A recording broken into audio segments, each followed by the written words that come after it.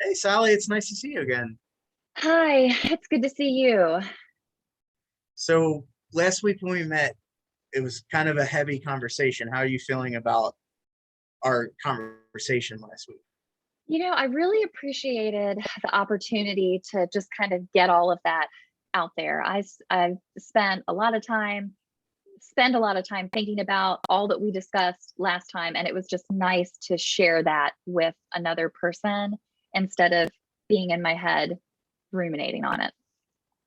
Yeah. Oh, that's very understandable. Now, that being said, you took a test. How'd you Yes. feel about that? I always get nervous when I have to take tests. I really do. I feel like I feel the pressure of making sure I'm picking the right answer. So I feel a little anxious whenever I have to take a test. Did you feel a lot of that anxiousness with this test in particular, or was it equal to others? I would say it was equal to Okay. others. Was I there knew that anything about, oh, I'm well, sorry? I know that there are no wrong answers to the test, and I guess responding to some of the questions made me think a little bit more about me and how I react to and experience things than maybe I have before. It made me think about some things in a different way. Okay. So no sense of dread though when you were taking it, nothing. Not dread, but a little anxious, I would say that. Okay. And there was no questions in particular that you had trouble with or anything like that? No trouble. It's just, it's a lot of answering a lot of questions about yourself. So Sure. it's personal information that not only sharing it verbally when we spoke last time, but also committing it to paper. I felt the weight of that. Yeah, absolutely. So I guess let's go ahead and talk about the test itself. So the test Okay. you took, yeah, sorry, it's heavy. So let's take a deep breath. It's, sometimes these things are tough to hear. Not Yes. that you did there's not anything bad, but let's just take a deep breath in and out. Yeah, so basically this test just kind of gives us a roadmap to where we kind of need to focus attention and where we don't. So there's Okay. places that we don't need to worry about at all. And then there's a couple places that, let's look into, from the way that the test looks. So first, because there's about 13 different cat or domains. And when I say Hmm. domain, do you kind of know what I'm talking about? Or Different areas. yeah. Hmm. So for example, the first area it's depression. So for depression, you ranked a 2 out of 4. So you Hmm. kind of landed in the middle, not too bad, not too, so everything there is not too bad. And then on the next, you ranked a 3 for a category called mania. And now mania sounds scary. Do you know what that means when I say that word? I kind of think of bipolar disorder comes to mind when I hear the word mania. Well, yeah, you're kind of close, but it just means like your energy levels. Like sometimes you're wired, and then sometimes you feel like you can't get out of bed. So Hmm. it doesn't necessarily mean like immediately every 10 minutes you're jumping that, but it could be one day you're down in the dumps and then one day you're feeling great. So it's just kind of the balancing of those energy levels. And that makes And then perfect sense given my experience of feeling really down. But mhm, also, I think I shared with you last time how sometimes I'll be kind of wired at night and I'll rearrange furniture or just be probably overly active at times. So that so makes good sense to me.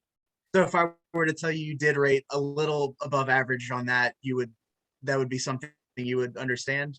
Yes. Okay. And how does that make you feel hearing that? Is that a relief Um, or?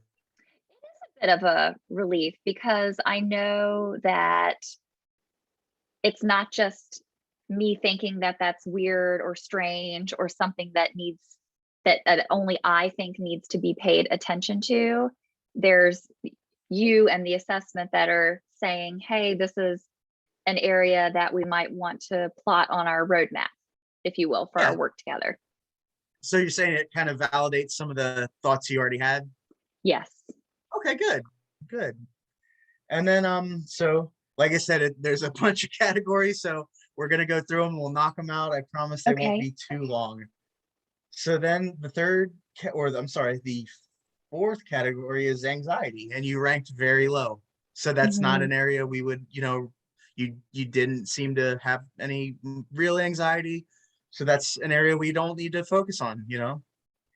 And I And like that then, you mentioned the stuff that we don't need to focus on. That's good sure, for me to know. yeah. And then, I mean, along those same lines, you ranked even less in the next three categories, which are somatic symptoms, suicidal ideation, psychosis, and sleep problems. Mhm. You, those are also areas that we don't need to worry about at all. Okay. And then, oh, I'm sorry, I made a little slip up. Sleep problems, you did rank a little above normal That makes sense. at a two. Yeah, sometimes I'll get okay sleep, but again, it's just kind of up and down. And that would make sense hearing that that's slightly above average. Yes. And since then, it hasn't changed and gone and become a larger issue, has it? No, it hasn't, but I would definitely, if you were to ask me what's one of the things that I know that I need to and want to work on, it would be my sleep. That's definitely Yeah. on the list.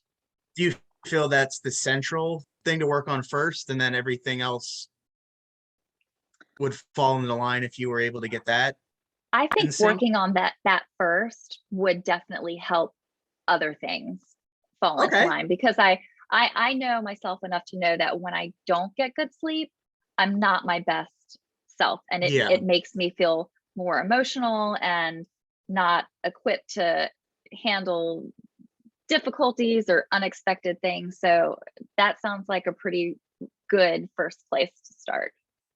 Okay. And so we're going to put a pin in that, and we're going to Okay, circle back to that. I, sure. like I said, I got a little bit more results here for you, Okay. and then we'll circle back to all that. So, like I said, a lot of other things were zero. So we're going to jump to the next area that you ranked once again slightly above average on, and that was, let's see, sorry, it's a big test here. So I feel for you as you took it. I appreciate the empathy. So next was repetitive thoughts and behaviors. Mhm. So when I say that, what feeling does that elicit? Well, one of the, I guess preoccupied is probably the best Mhm. word to describe it. I think I shared with you last time. I've become worried or preoccupied with this bird that's been living in my yard. I'll spare you the recap Yeah. of of the whole story, but it struck me as a little strange that I'm worrying or thinking about that so much, which that's something new, that previously I hadn't experienced before. So it was just so abnormal that it was almost a concern. Yes, yes, it Okay. definitely stood out. So hearing that you rated it at a one for that, that wouldn't be surprising, as a one's Mm, the lowest of note. I think one makes sense because Yeah. that tells me that there's a presence, or a Hmm. tendency to do that, but it's not a four, which I would think would be very disruptive to my everyday functioning. Okay. Well, I'm glad you're kind of, this is validating a lot of thoughts and things that you brought in. So I'm glad, Yeah, it could help put clarity to a lot of these me things. too. So we're gonna try to zip through some of these quick, just in the interest of time, so we can get to everything. So lastly, we have personality functioning. Hmm. What do you feel like feeling sorry, what feeling does that bring up when you hear personality functioning? When I hear personality functioning, I think of some of the challenges that I've had with my husband after his suicide attempt. We haven't been getting along together great. The second thing that comes to mind is the difficulty that I experienced at work, Yeah. with my manager and some of my colleagues. So I wouldn't be surprised at all if that was among the highest scoring items that I had. Actually, no, it was not. among the absolute high. So now Really? hearing that, yes, hearing that, how does that make you feel? Um, that's that's interesting. And I wonder if when I completed the assessment, if maybe that wasn't at the forefront of my It's mind, possible. It's very possible. Well, just at that point in time. I'm glad you said that, because the purpose of this test, so like I said, it's a roadmap where we're gonna rule out places we definitely don't need to even worry about. So Hmm. we're gonna chop out like 7 of these, and you'll never have to worry about these next Okay, 7. that's good. But the ones that you scored a little higher on, we do want to track. So Okay. there was, the one where you got a 3 and the one that you got a 2. There's follow-up Hmm. tests that then, how you said you might have been feeling a certain way that day when you took this, Uh-huh. that it might have impacted your score one way or another. We're going to follow up on the ones that were most important and then see how consistent we can keep those. And then it kind of lets us know where you're headed, if you're going in one direction or the other. Okay. I And it like also that gives, idea. yeah, and it gives you a way to track how you're doing. It's an observable thing. Yeah, I like Because, that. all right, well, I'm glad you do, because we can now go on to what we're going to do with all that, and we'll do a deeper planning. So remember how I said we're going to put a pin in your sleep Yes. goals and all that? So Hmm. now's the time that we're going to discuss that. Okay. Um, Now, when we're thinking goals, so I keep using this a lot, but what do you think of when you hear the word goals? I think of something that's specific that I can track my progress to achieving that goal. Okay. And you did say sleep was probably the most pressing concern you have, Hmm. correct? Hmm. Yes. So what does a ideal sleep goal look like in your mind, if you just kind of think about it for a second? My ideal sleep goal would probably be to get 6 hours of sleep a night Okay. uninterrupted. 8 hours sounds like a big stretch. Yeah. And I'm wondering if, because my sleep is so all over the place, some nights I'll get 4 hours, some nights I'll get 5 hours, some nights I'll get 1 hour. If I probably shouldn't start by maybe Sure. So tracking my sleep. you said realistically 6 would be your ideal. That seems like a healthy amount. Okay. Now, in setting a goal, do you feel like you might be very discouraged if you didn't hit that goal immediately, or? Yeah, I'm one of those people where if I say I want to do something, I want to make it happen. And if I fall short, I can be kind of hard on myself. Well, how do you feel about like splitting the difference? And so you said 6 was ideal, but Hmm. you said 4 at one point. So 4, you might be being overly realistic. So do you want to Hmm. maybe set it at 5? We'll split the middle, and then it might be, if you slip up one day and get 5, you won't feel guilty. But if you get 6, you'll be you Yeah, know I like that. It's kind of a stepping stone to the sure, big goal of maybe six sure. hours one day. Well, and then the beauty of goals is that as you're hitting them, we can tweak them, and we might take your sleep goal up. We might keep it Okay. the same if it's working. Or if we need to pivot and figure out an alternate version of that goal, we can do it. But that's the beauty of goals. They can be fluid. I like that. And that's a good lesson for me to learn because I am one of those either or. It's got to be this way. And if it's any other way, that's a failure. So that this approach sounds like a very reasonable one. Okay, good. And I'm glad it's going to work for you. So that being said, we don't have a ton of time, but I want to set just a supplemental goal with that, just so you have kind of a something to help the sleep goal. When you're about to go to bed, is there something that keeps you from getting a good night's sleep? What's your routine before you go to bed like? So I don't have a problem falling asleep. I wake up and my Okay, mind immediately starts worrying until I get so awake I can't go back to sleep. okay. So that is a pickle. So I guess the first thing, so you said your mind starts racing when Hmm. you're woken up in the middle. What do you think wakes you up in the first place?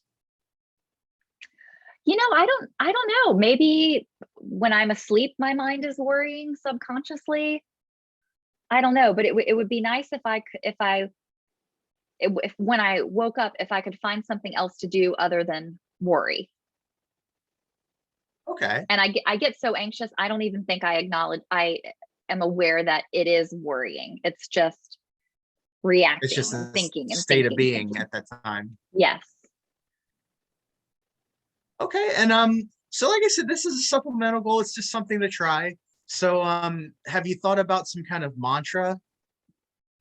Or I when like haven't you're thought having, about that before.